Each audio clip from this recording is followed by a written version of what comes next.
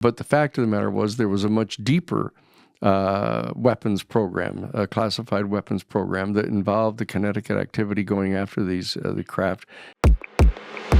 Is that now the timeline shows that maybe that didn't happen until 2012, 2013, 2014, and then some people on the more skeptic side argue that like you can't even find data in the FOIAs that ATIP was real. When did ATIP? When was that born, as far as you know? Maybe that's the best place to start. Well, I would actually say that it wasn't born. it was conceived of. That you can read the stuff in the book, the details of what he talks about. But what happened is that there was an original program that was the Advanced Weapons Special Access Program. That the funding, the original $22 million that Harry Reid, got authorized. Yeah. Senator Reid got authorized. That was a program that was designed to do two things, actually. One was to try to figure out how to back engineer the craft that had been recovered, but it was a more public, even though top secret. It was a more well-known program inside the Pentagon than the actual deep program, where they were involved in knocking down UFOs and actively, aggressively going after them. Knocking down? Oh, yes. Can you elaborate on that, please? Yeah. This is not just a passive program where they just, wait and see if there happens to be a crash of a UFO. We're not talking about, they've admitted, quote, crash retrieval organizations. Yes. But, they were actually knocking them down. They've developed technology to knock some of these things down, and they've engaged like in EMPs and stuff. Yes, it's an extraordinarily powerful technology, we'll call it, that is capable of disabling the craft and forcing them down. Isn't that a little like this is where I get confused, and it gets beyond what my brain can really create, because it gets to questions that are beyond the known laws of physics that we have. But like you talked earlier about the Drake equation and the conservative estimate of there being 2 to 6 potential civilizations, and you use numbers like potentially 8 billion years ahead or something like that. Yeah. So when I hear things like that, I do wonder how a civilization, let's say they're even 1 billion years ahead, not 8, how they could possibly be stopped by some caveman or less than that technology like EMPs, I'm assuming based on our timeline that we have. It's an extraordinarily sophisticated technology that's been developed to take them down. Now that doesn't mean that they haven't compensated for that. But there were a number of the vehicles that were recovered, intact vehicles that were forced down by this technology. And so what I'm saying is that this wasn't a passive, just go find one that happens to have accidentally crashed, gotten hit by lightning or something. It's an act of intergalactic war. Yeah, well, that's exactly right. That's one of the major concerns about this, that this would be considered a potential act of war against them, because our military people were considering it an act of war for them to come and shut off our nuclear missiles. Yes. And so that they viewed that as a kinetic act, as they referred to it, against our forces. And so they engaged in kinetic actions against the craft, and that they've brought some of them down. And so you're saying that this program that was in charge of that was far deeper and more classified than, say, OSAP? That OSAP was what Senator Reid, in a way, did.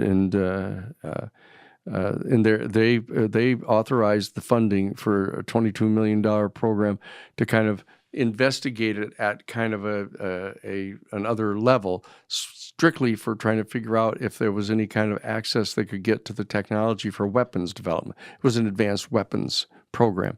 But the fact of the matter was there was a much deeper weapons program, a classified weapons program that involved the kinetic activity going after these the craft in the attempt to back engineer them. Do we know how far back that went, and or who was in charge of it?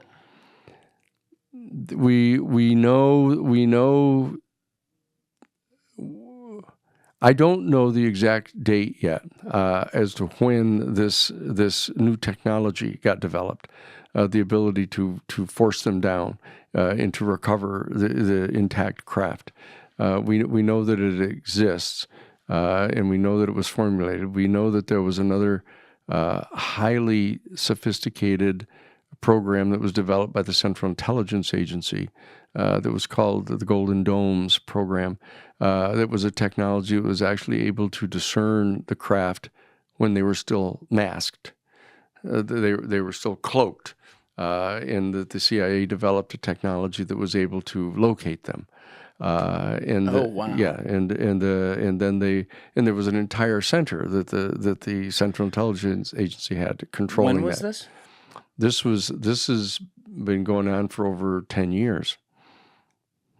Now Pre-OSAP or now? This was pre-OSAP. Okay, so that would mean maybe like late 90s, Yeah. something like that starts. Yeah, and so that the bottom line is that this activity, this aggressive activity toward the craft, is a great source of concern, and it's part of what they're so concerned about quote catastrophic disclosure. Yeah. Being able to reveal that the national security state apparatus has taken it upon itself to engage in activities that could be perceived as an act of war against this civilization.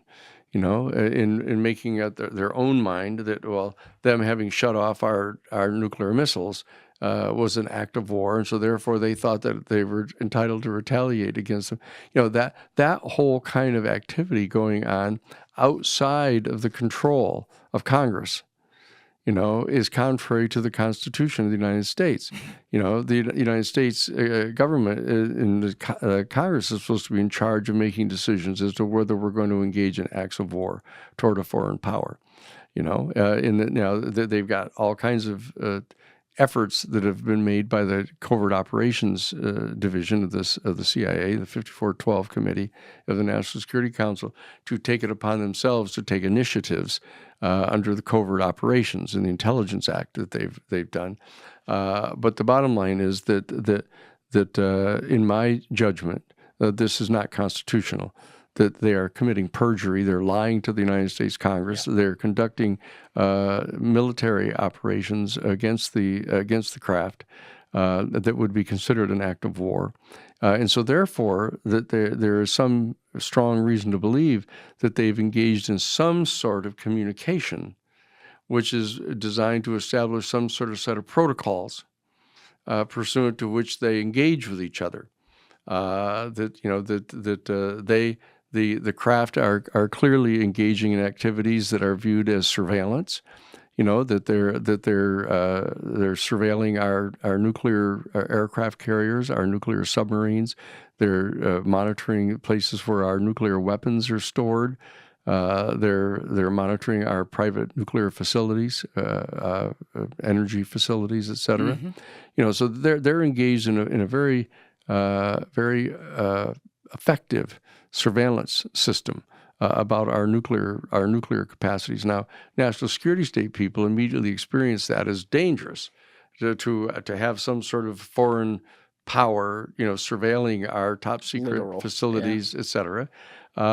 Whereas other people on the planet view our activities in developing those major weapons and threatening to use them, in deploying them, and targeting other people with them as being acts of aggression, which they are, and that we know from the from the 1992 United States Defense Department Policy Planning Guidance documents, for example, we know that in fact that the United States national security state apparatus is engaged in an affirmative, aggressive program of attempting to establish full spectrum military dominance over the planet, and they've acknowledged it. When? This was in April of 1992.